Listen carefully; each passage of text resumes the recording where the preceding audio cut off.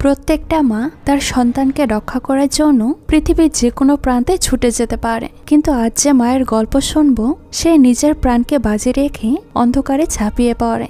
দেইউয়ের জীবনের একমাত্র আলো তার ছোট মেয়ে বেলা, কিন্তু বেলার উপর নেমে আসে এক অদ্ভুত অশরীরী হিংস্র আত্মার ছায়া। প্রতিদিন সে দুর্বল হয়ে পড়তে থাকে, আর দিউক বুঝতে পারে এটা কোনো সাধারণ অসুখ নয়, কোনো এক অদেখা শক্তি রাতে বেলাকে নিজের দিকে টানছে। দিউক তার সন্তানকে বাঁচাতে যখন সত্যের পিছনে ছুটতে থাকে, তখন সে জানতে পারে এই আত্মা শুধু বেলাকে নয়, তাকেও মারতে চায়। কিন্তু কেন? দিউকের সঙ্গে এই আত্মার শত্রুতা কোথা থেকে, আর কেন এই আত্মা বেলার প্রতি অদ্ভুত এক টান রয়েছে? দিউক যত গভীরে যায় ততই তার জীবন বিপদের মুখে পড়তে থাকে। শেষ পর্যন্ত কি সে তার সন্তানকে রক্ষা করতে পারবে, নাকি অশরীরী আত্মা তাদের সবকিছু ছিনিয়ে নিবে? তা জানতে হলে আজকের ভয়ঙ্কর গল্পটা আপনাকে শেষ পর্যন্ত দেখতে হবে। তো চলুন দেরি না করি আজকের গল্পটা দেখা যায়। তো গল্পের শুরুতেই রাতের আধারে দিউককে দেখা যায় একটা জঙ্গলের ভেতর খুব অস্থিরভাবে দৌড়াচ্ছে।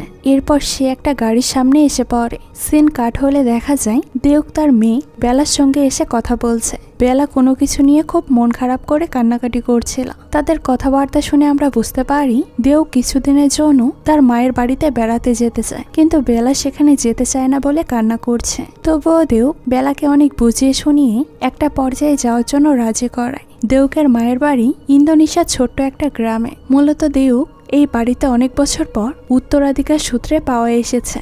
কিন্তু প্রশ্ন হলো, গল্পের শুরুতেই দিউককে জঙ্গলের ভেতর দৌড়াতে গাড়ির সামনে পড়তে দেখি। সে কেন জঙ্গলের ভেতর দৌড়াচ্ছিল তা আমরা কিছুক্ষণ পরেই জানতে পারবো। তো যাই হোক, অনেক পথ পাড়ি দিয়ে দিউক বেলাকে নিয়ে তার মায়ের বাড়িতে এসে পৌঁছায়। বাড়ির ভেতর আসতেই দিউক এই বাড়ির কেয়ারটেকার রান্তি তাকে ভেতরে নিয়ে যায় এবং তাকে উপরের ঘর দেখিয়ে দেয়। তাছাড়া সে আর কোনো কথাই বলে না। তবে রান্তিকে দেখে বেশ অদ্ভুত লাগছিল।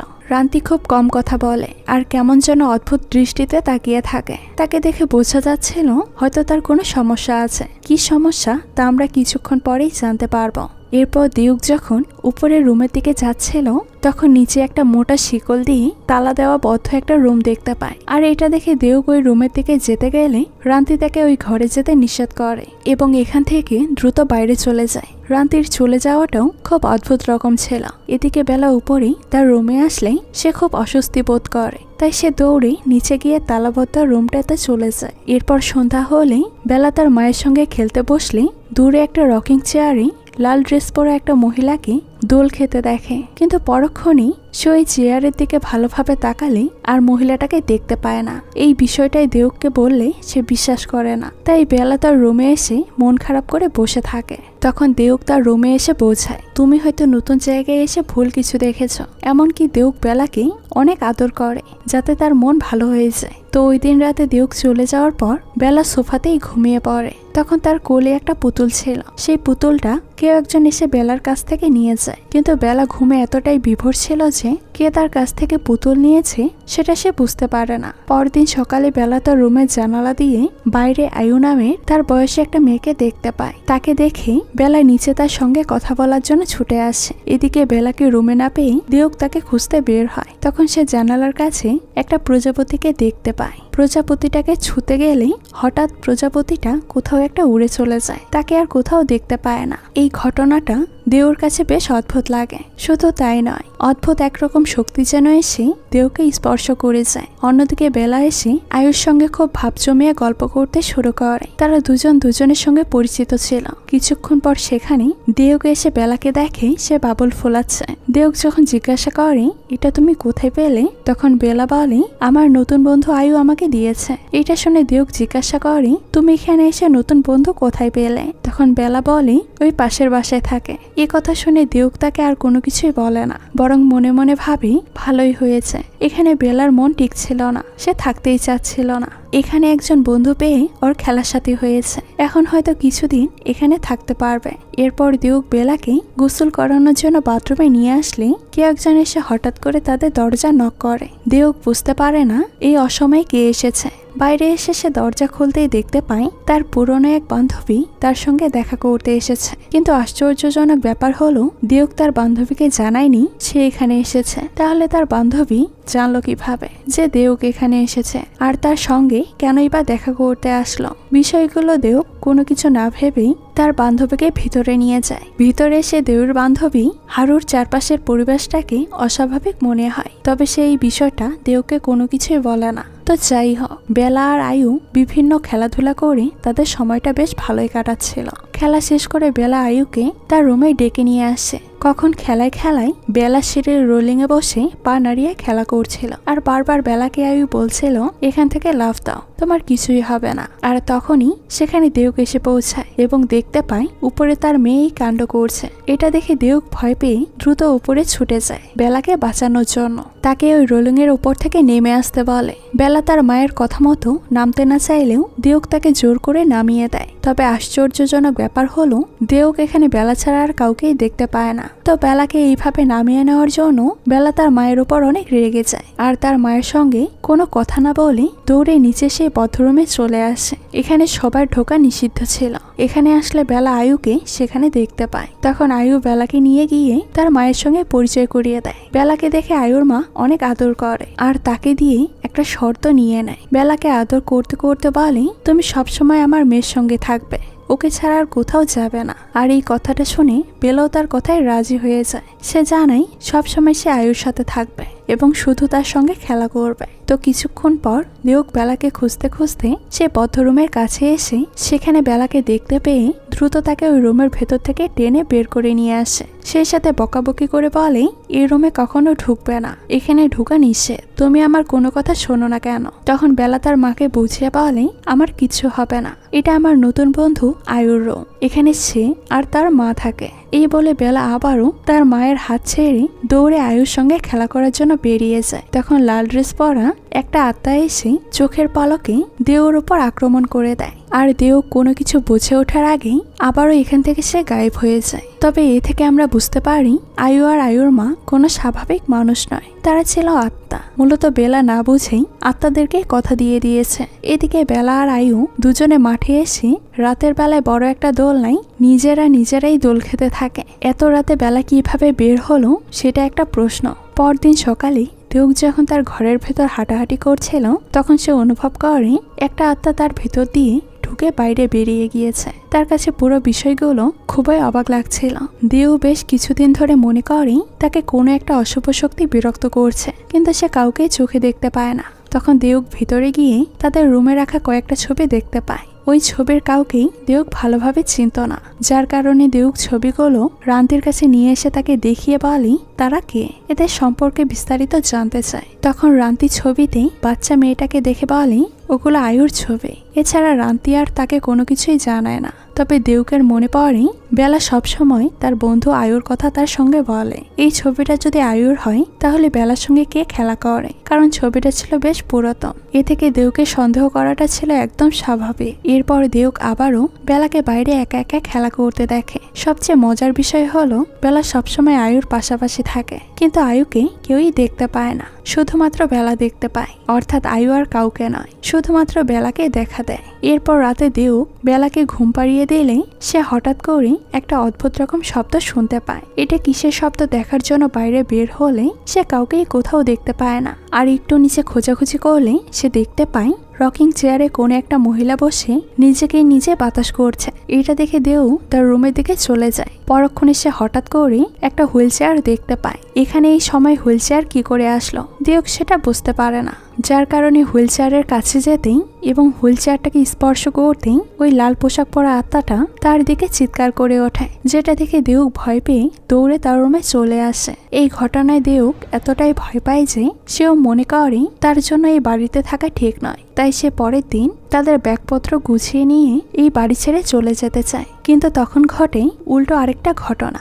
যে বেলা এতদিন এই বাড়িতে আসতে চায়নি সে এখন এই বাড়ি ছেড়ে যেতে চাইছে না। বেলাকে জোর করে নিয়ে যেতে চাইলেও বেলা তার মায়ের হাত ছাড়িয়ে এখানে থাকার জন্য জেদ করতে থাকে। আরো বেশি জোরাজোরি করলে দেখা যায় বেলার ভেতরে এক অদ্ভুত শক্তি ভর করেছে, যে কিনা ওই লাল পোশাক পরা মহিলাটার মতো অদ্ভুত শক্তি। বেলা এক ধাক্কায় তার মাকে দূরে ছিটকে ফেলে দেয়, আর এতে দেওক মাটিতে পড়ে অনেক ব্যথা পায়। সেই সাথে বেলাও মাটিতে পড়ে সেখানে অজ্ঞান হয়ে যায়। এই বিষয়টাতে দেওক অনেক বেশি ভয় পায়, তাই সে দ্রুত রুমে গিয়ে তার বান্ধবী হারুকে কল করে এই সমস্ত বিষয়টা খুলে বলে। সে হারুকে জানায় তার ঘরের ভেতর এমনকি তার সঙ্গে প্যারানর্মাল অ্যাক্টিভিটিস হচ্ছে, সেখানে কেউ হয়তো তাদের ক্ষতি করার চেষ্টা করছে। হারুর সব কথা শোনার পর দেউকে সান্ত্বনা দিয়ে বলে, তুমি ভয় পেও না, আমার একজন জানাশোনা কবিরাজ আছে, উনাকে নিয়ে আসলে উনি সবকিছু ঠিক করে দেবে। এরপর হারু একজন কবিরাজকে দেউর বাড়িতে পাঠায়। এছাড়া দেউ আর কোনো উপায় খুঁজে পাচ্ছিল না। কবিরাজ এসে দেখতে পায় এখনো বেলা অজ্ঞান অবস্থায় পড়ে আছে।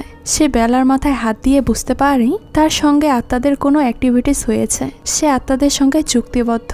কবিরাজ এটাও জানায় বেলা এই বাড়ি থেকে বের হতে পারবে না, সেই সাথে তুমিও যদি বাড়ি থেকে বের হও তোমারও ক্ষতি হবে। এই বিষয়গুলো সবকিছু দূর থেকে রান্তি নীরবে ফলো করছিল।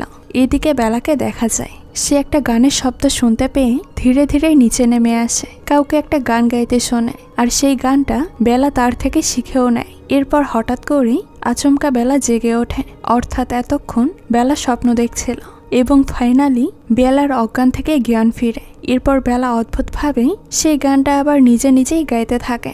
এসব কোনো কিছু দেউর কাছে ভালো লাগে না, তাই সে পরের দিন গিয়ে রান্তির সঙ্গে আবারও কথা বলে এবং রান্তিকে সমস্ত বিষয়টা খুলে বলে। সে জানায় বেলা ওই নিষিদ্ধ ঘরটাতে না বুঝেই চলে গিয়েছিল।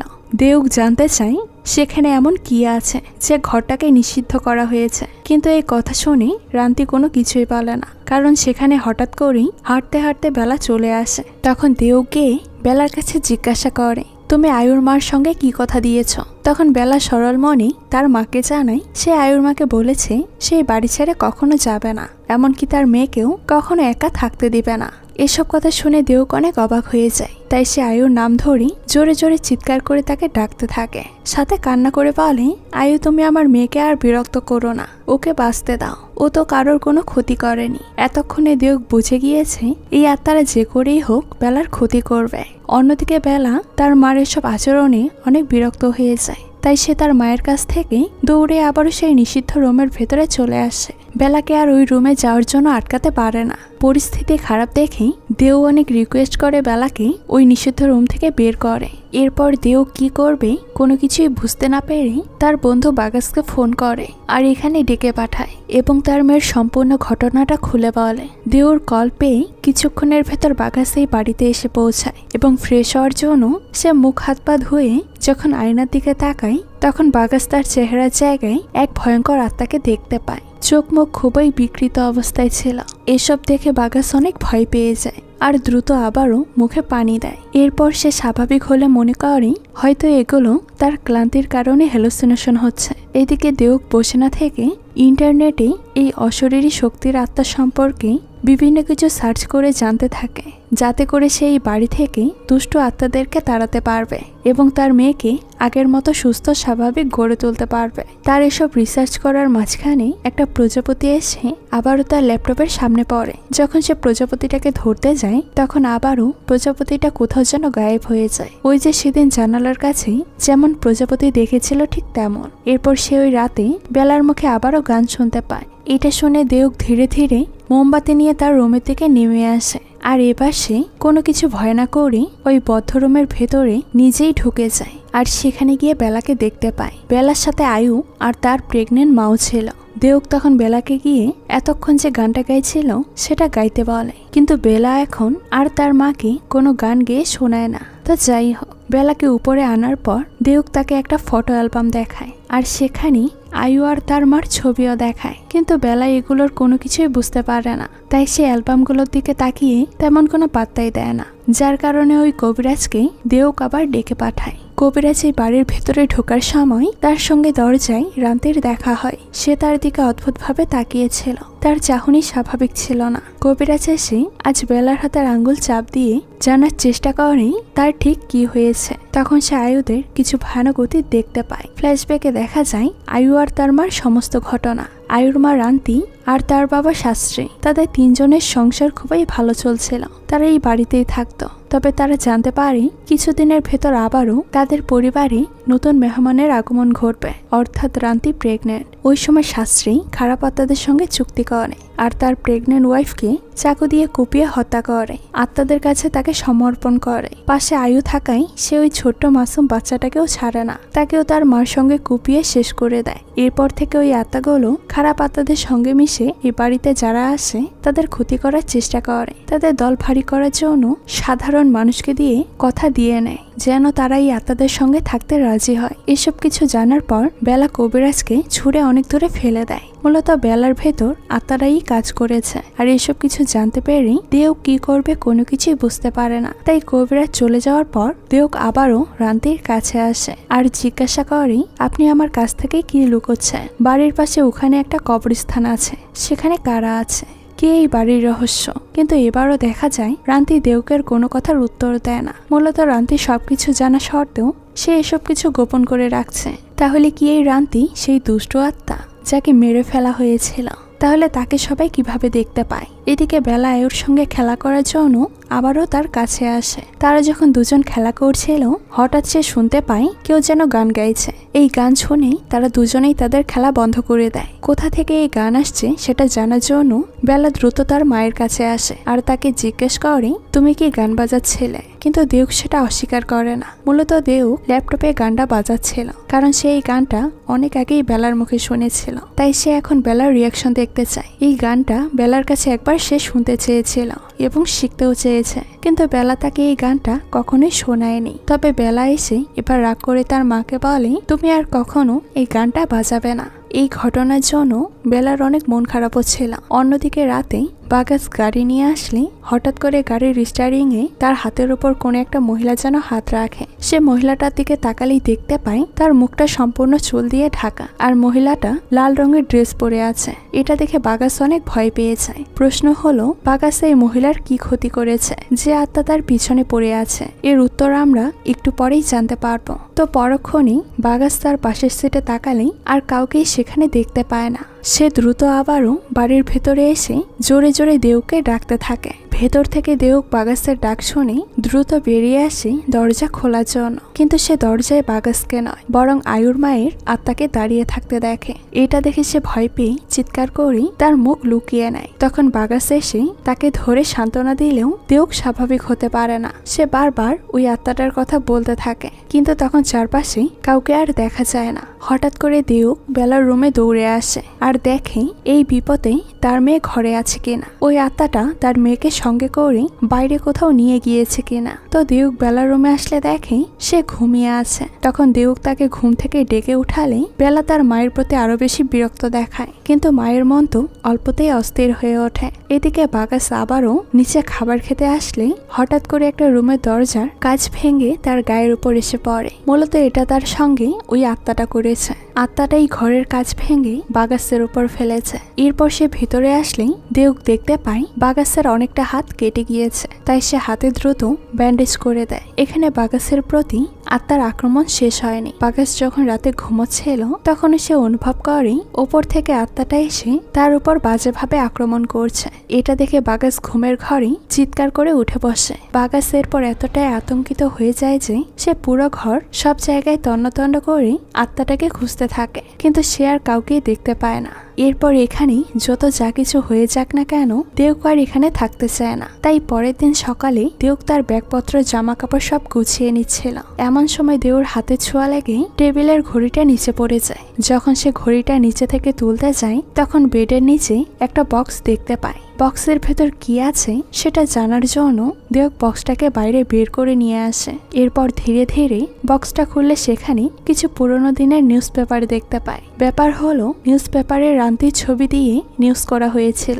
এটা দেখে দেউর মনে রান্তির উপর সন্দেহ আরো কয়েক গুণ বেড়ে যায়। সে আর এক মুহূর্ত দেরি না করে নিউজ পেপারটা নিয়ে বাগাসের কাছে ছুটে আসে আর তাকে দেখিয়ে বলে, রান্তি বহু বছর আগেই মারা গিয়েছে। তাহলে আমাদের সামনে যে ঘুরে বেড়াচ্ছে, আমাদের সঙ্গে যে কথা বলছে সে কে? আমার নিউজ পেপার আর নিউজ দেখে বাগাস অনেক কনফিউজ হয়ে যায়। সে দেউকে কি বলবে কোনো কিছুই বুঝতে পারে না। তো যাই হোক, এখানে এই মুভির আরো একটা টুইস্ট রিভিল হয়। রান্তিকে শুধুমাত্র দেউক দেখতে পেত, বাগাস কখনো রান্তিকে দেখেনি। কথায় কথায় বাগাস দেউককে জানায়, আমি জানতে পেরেছি তোমার মা ছিল তোমার বাবার দ্বিতীয় স্ত্রী। হয়তো এই কারণেই তুমি কাউকে এই ঘরের ভেতর ইমাজিন করতে পারছো। অন্যদিকে ঘটে যায় আরেক অঘটন। আয়ু বেলাকে নিয়ে তার বাথরুমে আসে, আর সেখানে আসতে আয়ু তার আসল রূপ দেখিয়ে দেয়। চোখের পলকে আয়ু বেলার মাথা ধরে বাথটাবের ভেতরে চুপিয়ে ধরে, আর তখন বেলা যন্ত্রণায় জোরে জোরে চিৎকার করতে থাকলে সেই শব্দ পেয়ে দেউক বাথরুমে ছুটে আসে। কিন্তু এতে কোনো লাভ হয় না, কারণ বাথরুমের ভেতর থেকে দরজা লক করা ছিল। আর তখনই দেউকের ঘুমটা ভেঙে যায়। অর্থাৎ দেউক এতক্ষণ বেলাকে নিয়ে দুঃস্বপ্ন দেখছিল।